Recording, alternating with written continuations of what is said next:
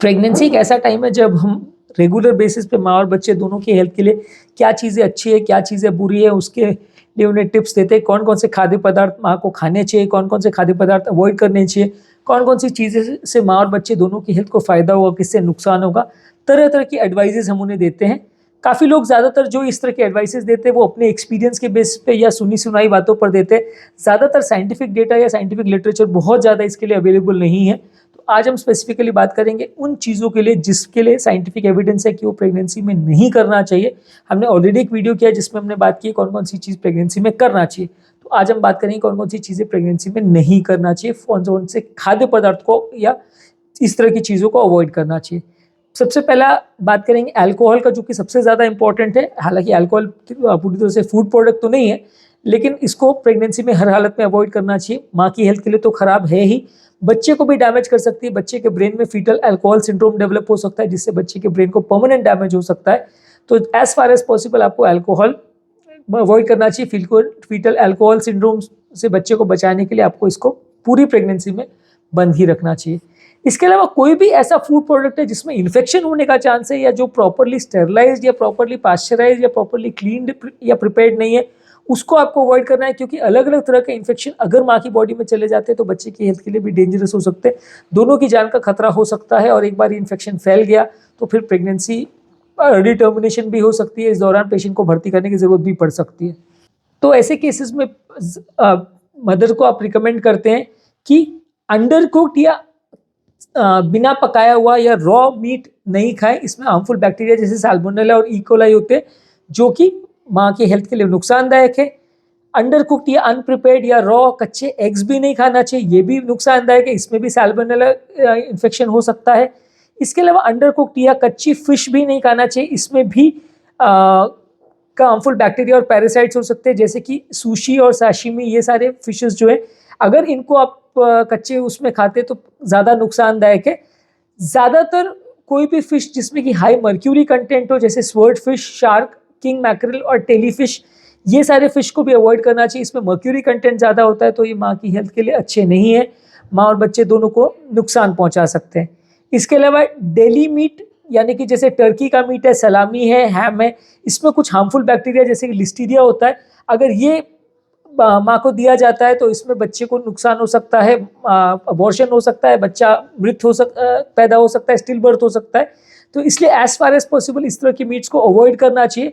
और अगर ले भी तो इसको प्रॉपरली स्टीम करके, प्रॉपरली गर्म करके, प्रॉपरली क्लीन करके उसके बाद ही लीजिए, क्योंकि अगर इन्फेक्शन फैल जाता है तो जान का खतरा हो सकता है। इसके अलावा सॉफ्ट चीज़ जो है वो, उसमें भी लिस्टीरिया होता है, तो सॉफ्ट चीज़ भी ना ले। इसको भी प्रॉपर हीट करके, स्टीम करके उसके बाद ही ले तो ज़्यादा अच्छा है। अनपेस्चराइज, अनक्लीन डेयरी प्रोडक्ट्स भी नहीं ले। दूध से बने हुए प्रोडक्ट या कच्चा दूध या चीज़, इस तरह की चीज़ें भी ज़्यादा ना ले। इसमें भी बैक्टीरिया, लिस्टीरिया, साल्मोनेला, इकोलाई, इस तरह के प्रोडक्ट्स हो सकते हैं। तो प्रॉपरली दूध को भी पास्चराइज करने के बाद ही लेना है। चाय और कैफीनेटेड प्रोडक्ट्स भी as far as possible avoid करना चाहिए, क्योंकि इससे भी मिसकैरेज का चांस बढ़ सकता है और इससे भी बच्चे का बॉडी वेट कम हो सकता है, बच्चे को नुकसान हो सकता है। तो एज फार एज पॉसिबल आपको कैफीन कंटेनिंग प्रोडक्ट्स भी कम लेना चाहिए।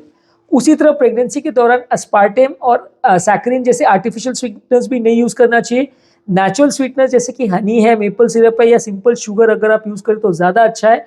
नहीं तो ये दोनों ही माँ और बच्चे दोनों की हेल्थ के लिए अच्छे नहीं है, नुकसानदायक हो सकते हैं। इसके अलावा कोई भी रॉ स्प्राउट्स या अंकुरित चीज़ें हैं, जो आप स्प्राउट्स या अंकुरित दाने वगैरह खाते हैं, उसको भी कच्चे नहीं खाने चाहिए। इसमें भी बैक्टीरिया हो सकता है, साल्मोनेला, इकोलाई हो सकता है। तो उसको भी आपको प्रॉपरली स्टीम करके, क्लीन करके उसके बाद ही लेना चाहिए, नहीं तो नहीं लेना चाहिए।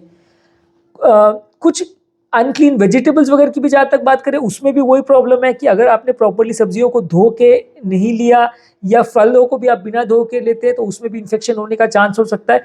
फलों पे काफ़ी बार पेस्टिसाइड्स और केमिकल्स का भी छिड़काव होता है। ये भी अगर प्रेगनेंसी के दौरान माँ के पेट में जाते हैं तो माँ और बच्चे दोनों को नुकसान कर सकते हैं। इसके अलावा प्रोसेस्ड फूड्स है, जैसे कि फास्ट फूड है, जंक फूड है, पैकेट स्नैक्स है या शुगर कंटेनिंग ड्रिंक्स है, सोडा है, इस तरह के ड्रिंक्स भी माँ और बच्चे दोनों के लिए नुकसानदायक है। इससे वजन भी बढ़ता है, बच्चे को भी कोई न्यूट्रिशन नहीं मिलता। ओवरऑल हेल्थ के लिए सारी चीज़ें नुकसानदायक है। प्रेगनेंसी खत्म होने के बाद इसके बाद बॉडी वेट करने के लिए फिर से जद्दोजहद करनी पड़ती है। फैट कंटेनिंग फूड्स भी बुरे हैं, बहुत ज़्यादा हाई फैट कंटेनिंग फूड जैसे फ्राइड फूड है, फैटी मीट्स है, फुल फैट डेयरी प्रोडक्ट्स है, यानी मलाई के साथ अगर आप दूध वगैरह लेते हैं या उससे बने प्रोडक्ट्स लेते हैं तो प्रेगनेंसी के दौरान ये डायबिटीज़ भी कर सकते हैं, प्रेगनेंसी के दौरान ब्लड प्रेशर भी बढ़ा सकते हैं, वजन बढ़ा सकते हैं और ओवरऑल लॉन्ग टर्म बाद में उस फैट को कम करना माँ के लिए नुकसानदायक हो जाता है। पेशेंट हमेशा के लिए मोटा या ओबीस हो जाता है। कई फीमेल्स में आपने देखा होगा कि प्रेगनेंसी के बाद वजन को कम करने में उनको बहुत दिक्कत आती है। इसके अलावा बहुत ज़्यादा सॉल्ट भी आपको नहीं लेना चाहिए। बहुत ज़्यादा सॉल्ट लेने से या सॉल्टी स्नैक्स लेने से या इस तरह के फूड प्रोडक्ट्स या प्रोसेस्ड आइटम्स जिसमें नमक ज़्यादा है उनको लेने से भी हेल्थ बुरी होती है, उससे भी ब्लड प्रेशर बढ़ता है। प्रेगनेंसी के दौरान हाइपरटेंशन का प्रॉब्लम बहुत कॉमन है। अगर आप एक्सेसिव नमक लेते हैं तो वो पानी रिटेन करता है, तो पानी भी भरना चालू हो जाता है, बीपी भी बहुत बार ज़्यादा बढ़ जाता है, तो फिर कम करने के लिए उसे दवा अलग से देनी पड़ती है, नुकसानदायक है। तो ज़्यादा नमक भी आपको नहीं लेना है। हर्बल टीज और हर्बल सप्लीमेंट्स को भी थोड़ा सा आप अवॉइड करिए, क्योंकि इसमें भी क्या है कि ये सारे प्रोडक्ट्स का कोई क्लियर गाइडलाइंस नहीं होती कि प्रेगनेंसी में सेफ है कि नहीं, कभी इस पर टेस्टिंग वगैरह भी नहीं हुई है। तो इस तरह की चीज़ें अगर आप लेते हैं तो माँ और बच्चे दोनों के लिए नुकसानदायक हो सकता है, क्योंकि बच्चे पर इसका कैसा इफेक्ट हो ये किसी को भी नहीं पता। अनपास्चराइज जूसेस वगैरह भी मत लीजिए। जूस वगैरह भी आप जो अगर ले रहे हैं फलों का तो उसको भी प्रॉपरली अगर वो क्लीन या पास्चराइज हो तो ही ज़्यादा अच्छा है। अनस्टेराइल जूसेस वगैरह अगर आप लेते हैं तो वो भी बैक्टीरिया रहित तो नहीं होता, उसमें भी कई बार सैल्मोनेला इकोलाई जैसे बैक्टीरिया जा सकते हैं पेट में, जो कि माँ और बच्चे दोनों के लिए नुकसानदायक है। तो आज के टॉपिक में हमने बात करी कुछ चीज़ों का जो प्रेगनेंसी के दौरान नुकसानदायक है। आपको नमक, शुगर, फैट वाली चीज़ें ज़्यादा नहीं लेनी है, बिना क्लीन की भी चीज़ें नहीं लेनी है, और अल्कोहल, स्मोकिंग या इस तरह की व्यसन भी नहीं करने हैं। ये सारी चीज़ें प्रेगनेंसी के दौरान नुकसानदायक है और माँ और बच्चे दोनों की हेल्थ के लिए खराब हो सकते हैं। यदि इस टॉपिक को संबंधित आपकी कोई कमेंट्स, क्वेरीज, सजेशन है, कोई और टॉपिक्स पर आप चाहते हैं वीडियोस बनाएं, कोई पेशेंट रिलेटेड क्वेरीज है तो नीचे कमेंट सेक्शन में उनके बारे में बताइए, हम उन्हें कवर करने का प्रयास करेंगे। अंत में मैं डॉक्टर नवीन अग्रवाल तहे दिल से आपका शुक्रिया अदा करूंगा कि आपने इस टॉपिक को एंड तक देखा। जो लोग हमारे चैनल पर नए हैं उन्हें रिक्वेस्ट करूंगा कि चैनल को सब्सक्राइब करें। ऐसा करने से चैनल को कंटिन्यू करने के लिए हमें मोटिवेशन और इंस्पिरेशन मिलती है।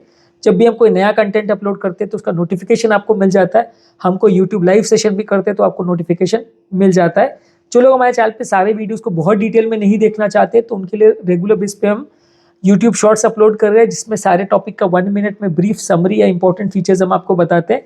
आप इसको देख सकते हैं और एज हेल्थ टिप्स अपने फ्रेंड्स, रिलेटिव्स और सोशल मीडिया ग्रुप्स में भी शेयर कर सकते हैं। ये सारा ही कंटेंट को हम फेसबुक और इंस्टाग्राम में भी रील्स के फॉर्म में शेयर कर रहे हैं, तो आप वहाँ पर भी हमें फॉलो कर सकते हैं। यदि हमारे चैनल पे आपको कंटेंट ढूंढने में दिक्कत आती है, आपके मतलब के टॉपिक्स आपको मिलना मुश्किल होता है, तो उसके लिए आप ये कर सकते हैं कि सारे कंटेंट को हमने प्लेलिस्ट में डिवाइड किया है।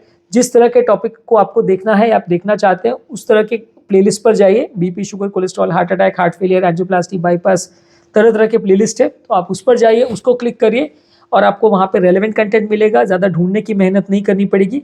ये सारे प्लेलिस्ट का लिंक मैं कमेंट सेक्शन और डिस्क्रिप्शन बॉक्स में छोड़ दे रहा हूँ आपकी सुविधा के लिए।